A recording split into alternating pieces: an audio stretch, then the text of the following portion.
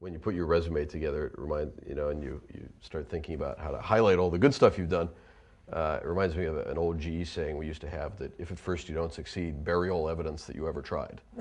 Right? I forgot about that, but I actually find that the failures are much more helpful for me going forward than the successes were, because usually the successes were I got lucky. And the failures are actually where I learned something. So a couple. One is my first year at eBay. We were a startup. It was crazy. And I felt like the more stuff I could get involved in, the more important I would be. So I took on one project, and then I took on a second project, and then I took on a third project, and I was up to, this is on top of my day job, which was taking 12 hours a day, and the 5 hours a day I was spending interviewing the 700 people we hired that year. I'd take on all these projects, because that way, I'd be working with all sorts of really interesting people, and in my spare time, I was planning our wedding with my wife.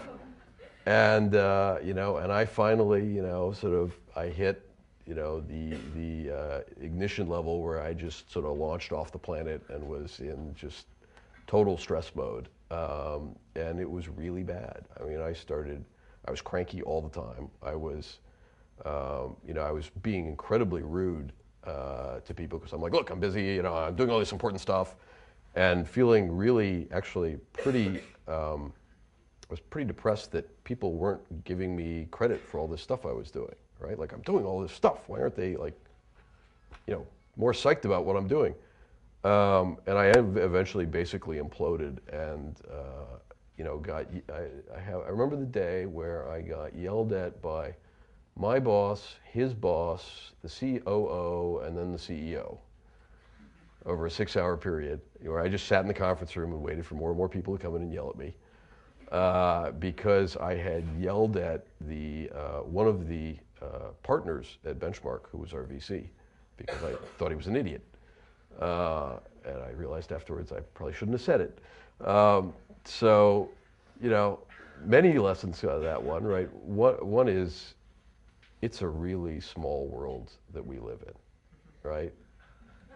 It's a really small world. And I keep running into the same people over and over and over again. And, so now I'm like, probably shouldn't have been quite so unpleasant to them.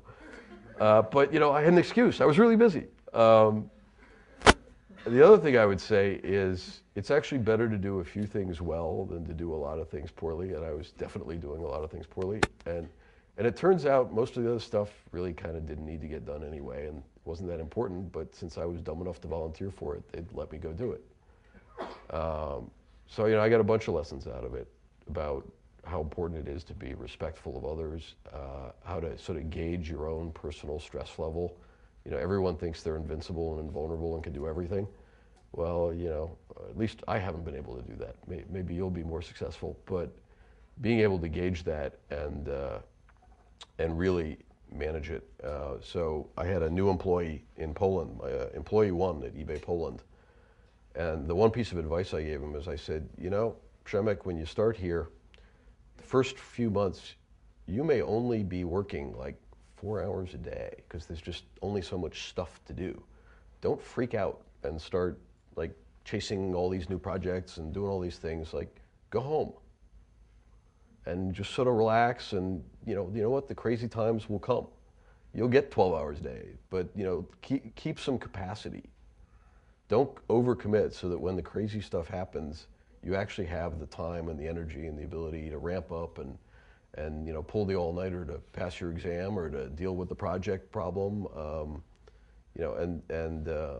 So I think, if I learned anything, it was, have some breathing time and don't overcommit, and that makes you a better person. It makes you a better manager. It frankly makes me a better husband and parent as well. It was a real learning for me, and I had to get to a pretty ugly place to get there.